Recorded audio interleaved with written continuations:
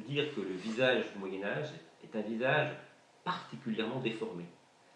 Alors la forme de ce visage est variée, mais généralement c'est plutôt un visage hideux, ou du moins effrayant. Quelquefois c'est un visage un peu kitsch, un peu clinquant.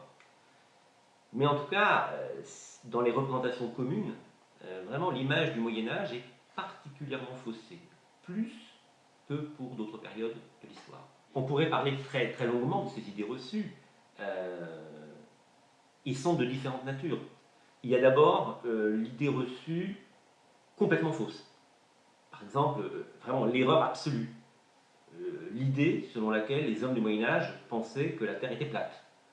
Ou bien l'idée selon laquelle le droit de cuissage aurait existé. Bon, ça c'est vraiment un premier niveau.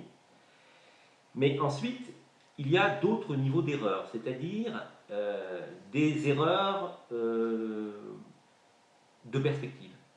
Par exemple, l'idée selon laquelle Al-Andalus, l'Espagne musulmane, aurait été tolérante, ou particulièrement tolérante, ou l'idée qu'Averroès aurait été un philosophe de la tolérance. Bon. Et puis, il y a des idées qui procèdent de questions mal posées, et qui donc du coup donnent des réponses aberrantes, inexactes, contradictoires. Donc des questions sur les femmes, sur les serfs, sur les seigneurs, sur Jeanne d'Arc,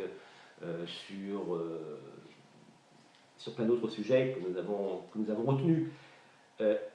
Il y a aussi des idées plus généralement qui viennent en fait d'une idée générale d'un Moyen-Âge totalement obscur. Donc des fausses idées sur la science du Moyen-Âge.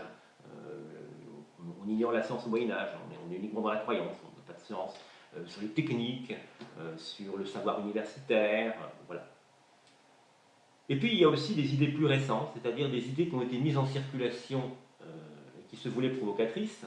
Le problème, c'est qu'elles sont souvent assez infondées. Bon, je pense en particulier à l'idée selon laquelle, à aucun moment du Moyen-Âge, la France n'aurait eu la moindre forme d'existence, par exemple. Véronique Sall et moi, nous avons donc décidé de réaliser une série d'entretiens avec les meilleurs spécialistes de chacune des questions, de chacune des fausses idées.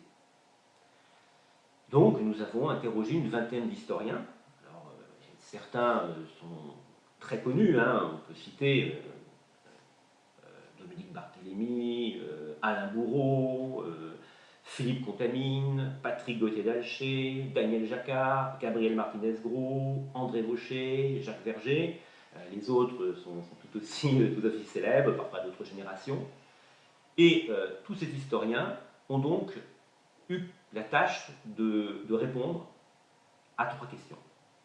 Premièrement, décrire l'idée reçue.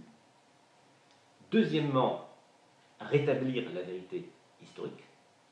Et troisièmement, essayer, le plus possible, d'expliquer la genèse de ces fausses idées.